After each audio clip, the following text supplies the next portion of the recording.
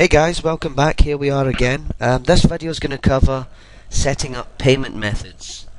So for example, some customers might pay and have the order charged to their credit account.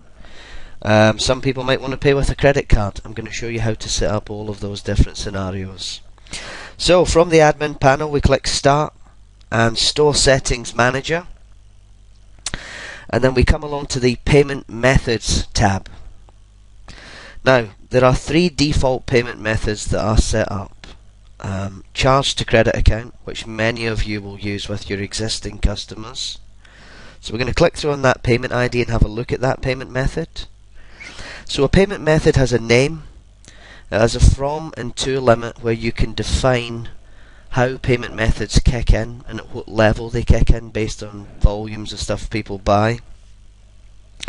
Customer types that this payment method applies to, so for example it could apply to all customers or just account customers. In this case that would make sense, or credit card customers, but ultimately you decide. So we'll say this applies to all customers. And is this payment method live or is it in test mode? Again, these live and test options are only really relevant for the credit card options, and we'll look at them in just a second.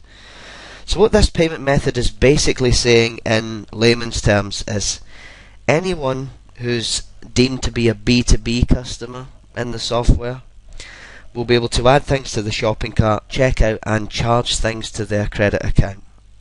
And we want that to apply to account customers or B2B customers, as some people might refer to them as. So we go ahead and click Save, and that's that rule set up and the payment method is live.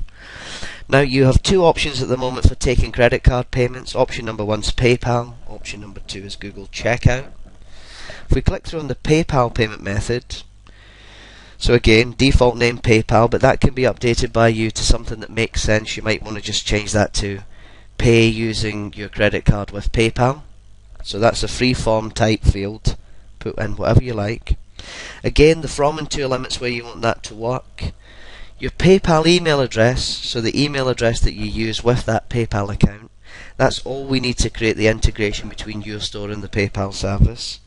Again, the customer type, in this case it would probably be credit card customers that you'd want this payment method to apply to. And is the link at the moment in test mode or live mode? Again, you'll be able to select those things in your PayPal account when you want to test this. But we'll say it's live, click enabled, and boom, done. So that's PayPal. Next one up is Google Checkout. This one kind of works in the same way as PayPal, except it just asks you for a little bit more information because of how Google works. So instead of just the email address, it's going to ask you for two pieces of information: the Google Merchant ID and the Google Merchant Key. Both of those things you will have if you already have a Google Checkout account.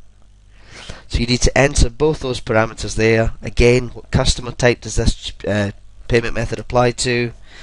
And is it live or test? Enable the method and hit save, and you're done.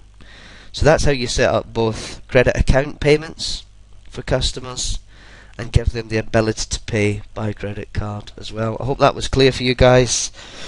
We'll see you again on the next video.